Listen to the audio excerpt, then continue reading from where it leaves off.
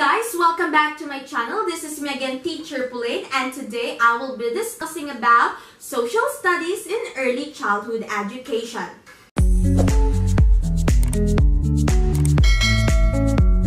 Children are born into social studies. From birth, they begin exploring their world.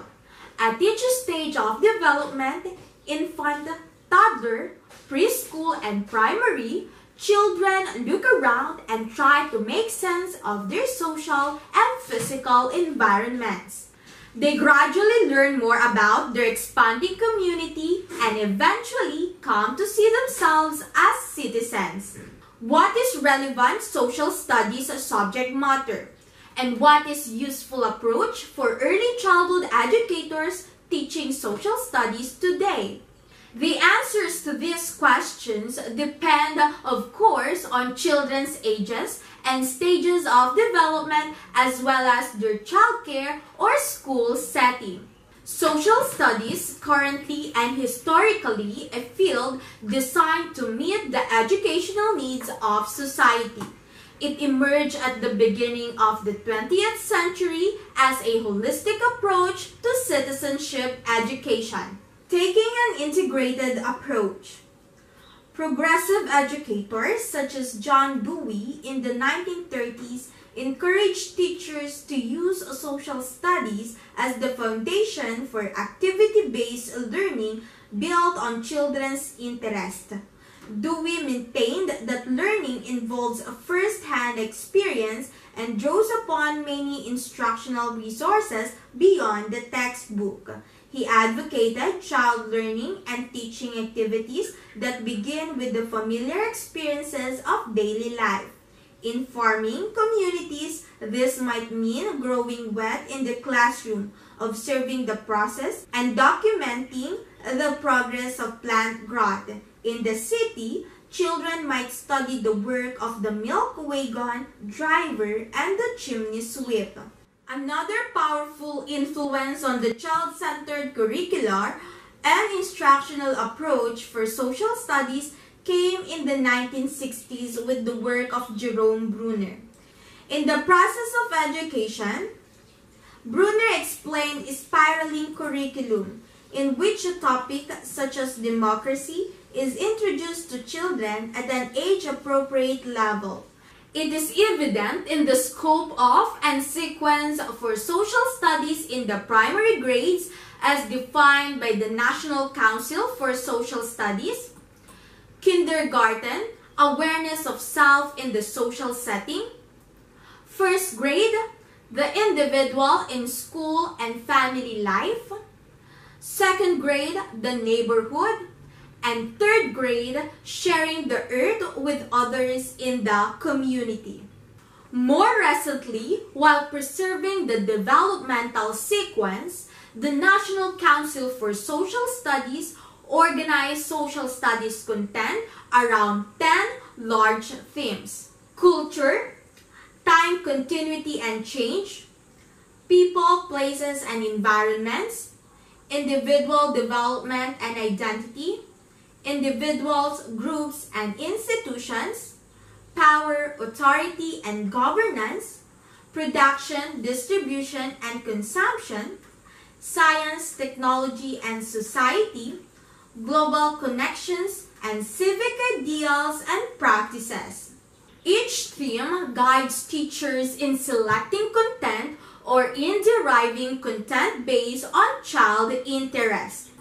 Obviously, theme evolution and development depend on children's previous experiences, developmental stages, and skills. Social studies for today's early childhood setting. Using the underlying concepts from social science, teachers can draw content broadly from the 10 themes and use inquiry-based processes to foster curiosity, problem-solving skills, and appreciation of investigation. Social studies curricula can support children as they solve classroom and school issues as well as investigate neighborhood and community problems with the goal of enhancing understanding and civic awareness and pride. Thus, Broadly defined, the social studies include the following disparate but intertwined content: social learning and self-concept development, including character development. Academic content of social studies based on National Council for Social Studies, 10 themes. Classroom community development. Foundational understandings for civic engagement. Social studies as self-development. The curricular focus of self-development in a social context starts with the classroom and the people in it. Children, teachers, caregivers, and families. Personal interactions facilitate child understanding of the social world of classroom, child care program, school, and community. For each age group, infant, toddler, preschool, and primary, social interactions form the foundation for building curriculum. In responsive child care and school settings, families, home cultures influence this curricular foundation. Therefore, the social context includes an ethical orientation as well as appropriate behavior that begins with family values. With experiences in child care programs and school, children modify their views of themselves, who they are in the social world. Beginning in children as young as age 2, these experiences influence character, an individual's approach to ethical issues. Ethical issues include decisions about honesty, fairness, courtesy, and respect for others. School experience facilitates the development of mainstream social behaviors and values among children. Children's incorporation of such behaviors and values are expected by child care centers, schools, and communities. Choosing the content for social studies. For the youngest citizens, infants and toddlers, the content is self-development in a social world. Adults enhance this self-development by providing safe, colorful, intriguing toys and materials to foster curiosity. Infants and toddlers play alone, by the side of others, and with others to elaborate their social understanding of themselves and others. But they also need nurturance and respect from teachers and families.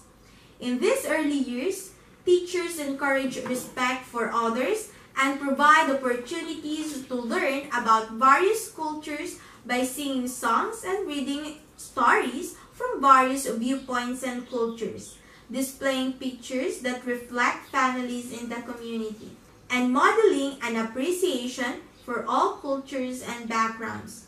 In the preschool and primary years, social studies offer a structure for broad, theme-based content organized around a topic and offering multiple entry points and significant opportunities for investigation.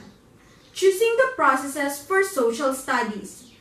Teaching strategies in preschool and primary school studies include individual investigations in the library, in the field, and on the internet, interviews, small group collaboration, and large group discussions. The scale of these investigations varies depending upon the age and development of the child.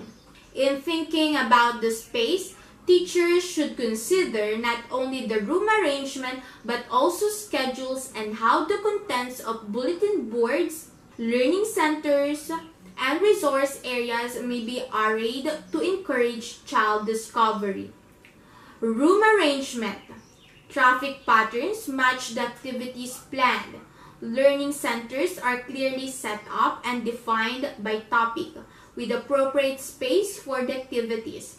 Equipment and materials are accessible and grouped to encourage child management of them. Schedule. There is balance between individual, small group, and large group activities.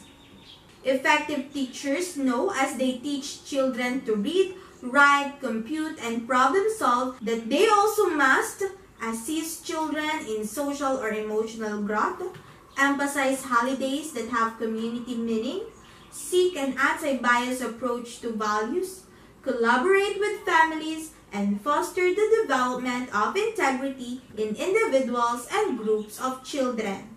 Social studies as content and process is a vibrant and vital part of early childhood curricula.